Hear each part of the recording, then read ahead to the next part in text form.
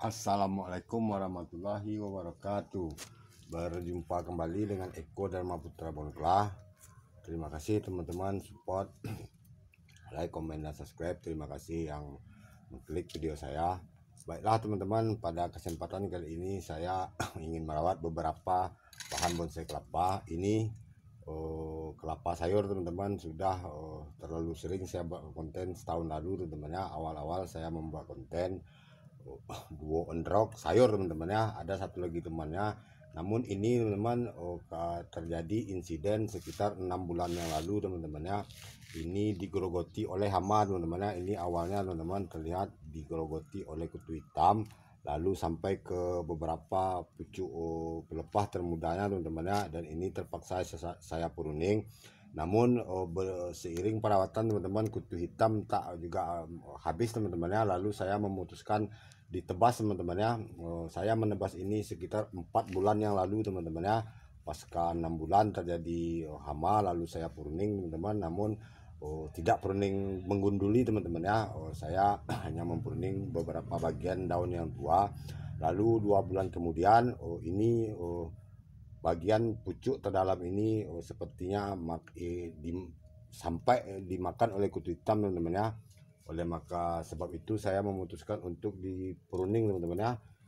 Ditebas ekstrim. Ini tebas ekstrim terakhirnya teman-teman, terlihat ini bekas potongan. Ini awalnya kandas teman-teman ya. Ini awalnya sangat kandas karena hama sudah hampir masuk ke pucuk termuda teman-teman. Jika hama sudah menggerogoti pucuk termuda teman-teman, itu berakibat kematian pada pembusukan pada pucuk daun terbaru bonsai kelapa kita, dan berakibat kematian teman-teman ya. Dan ini alhamdulillah sudah selamat teman-teman. Dan ini pasca 4 bulan lalu saya tebas teman-teman. Ini baru menyisakan menumbuhkan satu daun normal teman-teman ya. Dan ini daun keduanya masih tidak normal teman-teman ya, karena ini sangat kandas. Awalnya saya tebas teman-teman ya. Namun ini tak saya buatkan konten karena tebas ekstrim itu teman-teman adalah jalan pintas teman-teman ya. Itu tak perlu kita buatkan konten karena cara menebas ekstrim itu sangatlah mudah teman-teman ya. Bahkan petani di ladang teman-teman tak sengaja memotong pohon kelapa yang tumbuh liar itu ditebas teman-teman ya. Intinya saya tidak pernah membuatkan konten tebas ekstrim karena tebas ekstrim itu saya anggap adalah jalan jalan terakhir mengkerdilkan daun teman-teman ya, ataupun jalan pintas mengkerdilkan daun karena terjadi kegagalan teman-teman ya. Makanya ini tidak saya buatkan konten saat menebas ekstrim. Namun ini setelah hidup teman-teman ya, ini hanya beruntung hidup teman-teman ya. Dan ini hanya tertinggal satu daun untuk penjaga fotosintesis teman-teman, karena dia masih sedikit normal teman-teman ya. Beberapa daunnya sudah terlalu kering dan rusak, makanya saya pruning. Oke teman-teman, ini sepertinya bisa kita sedikit bersihkan teman-teman. Ini pelapis-pelapis yang sudah mengering teman-teman ya. Kita sayat teman-teman, sepertinya ini meskipun dia sudah kurus teman-teman, kerdilnya terlihat kurus teman-teman ya. Pelepah otomatis mengurus teman-teman ya. Ini bukan sekedar kerdil teman-teman ya, namun cukup kurus teman-teman karena pertumbuhannya yang sudah tersiksa teman-teman ya, sudah tergencet karena kita terpaksa kerdil teman-teman ya. Meskipun ini tidak saya inginkan kerdil seperti ini teman-teman, namun karena hasil ditebas teman-teman, mau tak mau dia kerdil teman-teman ya. Dan ini sudah sangat berisiko tinggi teman-teman ya untuk kehidupannya ke depan teman-teman. Ini tergantung pada kesuburannya lagi teman-teman ya. Jika dia masih subur teman-teman, insya Allah ini akan tetap hidup teman-teman ya, meskipun sudah kurus teman-teman ya. Ini kita rapikan sedikit yang mengering-ngering ini teman-teman. Namun saya tak ingin terlalu kerdil ini teman-teman ya. Jika masih ada harapan teman-teman, dia masih bisa tumbuh sedikit membesar teman-teman ya, karena ini sudah sangat terlalu kerdil.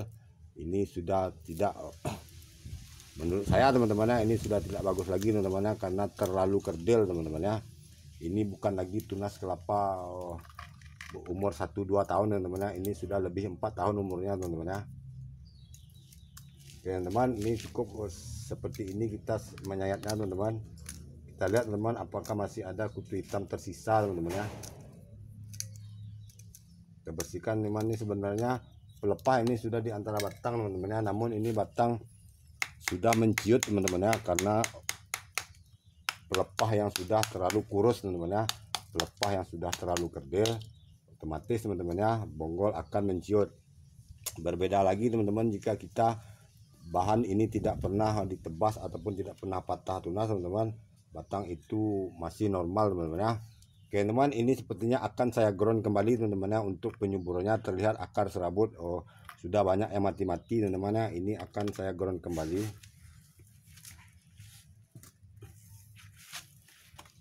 Saya lanjutkan pada ini teman-teman. Sebelumnya kita ngopi dulu teman-teman ya.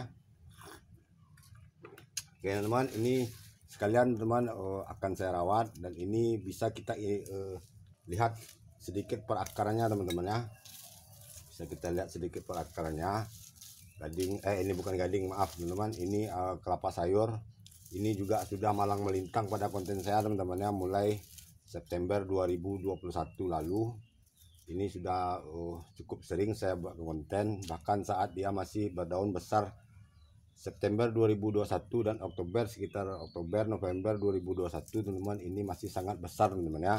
Ini ada sering juga saya buatkan konten bonsai kelapa on rock teman-teman ya, dan terlihat sekarang teman-teman daunnya ini tak pernah saya tebas ekstrim, tidak pernah patah tunas, dan alhamdulillah terlihat bonggol teman-teman ya. Bonggol tidak terlalu mencut teman-teman ya, bahkan ini di pertengahannya cukup membesar, di pangkalnya teman-teman hampir sama seimbang teman-teman ya, bonggolnya tak terlalu mencut ke atas teman-teman. Dan ini jika kita hanya meninggalkan 2 daun kembali teman-teman ya, jika ini kita jadi patah tunas ataupun kita tebas, ini sudah pasti akan mencut lagi teman-teman ya. Oke teman-teman, ini pruning, kita pruning teman-teman ya. Ini yang dinamakan pruning teman-teman ya, bukan pemotongan pelepah yang masih hidup teman-teman ya. Ini kita pruning karena memang sudah rusak teman-teman ya, sudah mengering.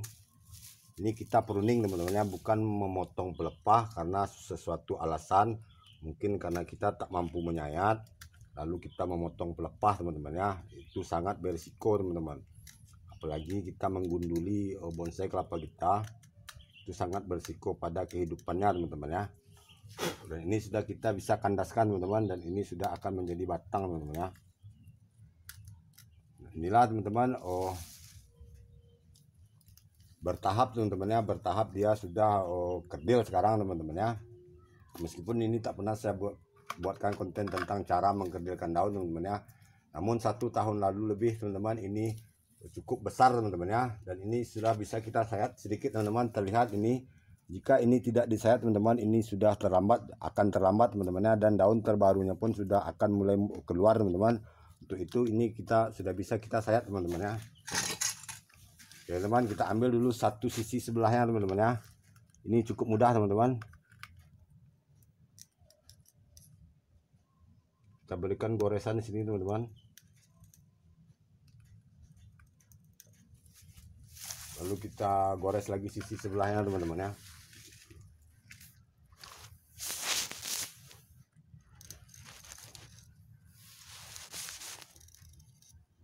Lalu kita beri urutan teman-teman agar robek yang kita gores tadi teman-teman, lalu bisa kita robek teman-teman ya. Kita tarik perlahan teman-teman. Kita kontrol teman-teman ya, apakah ini sudah bisa kita habiskan hingga ke dasar atau masih kita tinggalkan teman-teman ya. Kita lihat, nah, ini sepertinya masih sangat lembek, terlalu lembek teman-teman. Ini bisa kita tarik sedikit lagi, dan kita potong di sini dulu teman-teman. Nah, terlihat teman-teman ya, ini masih sangat putih teman-teman karena dia sudah kerdil. Ini sangat rawan, namun ini karena sedikit bengkok teman-teman, ini bisa kita ikat teman-teman, kita tarik ke sini teman-teman. Karena dia masih lembek, ini masih bisa kita bentuk teman-teman. Ini bisa kita sedikit luruskan teman-teman ya. Dan ini kita tinggalkan untuk perawatan selanjutnya, karena ini pelepah belum terlalu sama tinggi teman-teman, ini masih tergolong pendek. Untuk itu ini masih bisa kita nantikan sampai dia sama seimbang teman-teman ya, baru kita mengekstrimkannya, mengkandaskannya sampai ke dasar. Oke teman-teman, ini bisa sedikit kita bersihkan akarnya teman-teman ya. Terlihat ini teman-teman akar, ini akar saat ini sabut masih penuh teman-teman. Ini akar sudah saya pernis teman-teman ya, ini akar sudah saya pernis, namun saat kita membukanya, namun ternyata terlihat di sini pangkal dasar-dasar akar ini, beberapa akar bercabang teman-teman. Dan ini akar yang terbarunya teman-teman ya, ini akar ditumbuhkan pas karena akar ini terjadi masalah teman-teman ya. Ini akar ditumbuhkan baru, ini bisa saja kita membuatnya ke media mini dengan kita memotong ini teman-teman ya. Namun saya tidak melakukan memindahkannya ke media mini karena sangat terlalu berisiko teman-teman ya untuk kehidupan jangka panjang. Dan inilah teman, pasca tumbuh akar baru ini teman, ini namanya bukan mencangkok teman-teman ya, namun kita menumbuhkan akar baru seperti ini teman-teman ya. Ini akar lama dan ini akar baru. Ini bukan mencangkok teman-teman ya. Kesalahan besar teman-teman ya jika ada mengatakan bonsai kelapa itu bisa dicangkok teman-teman ya.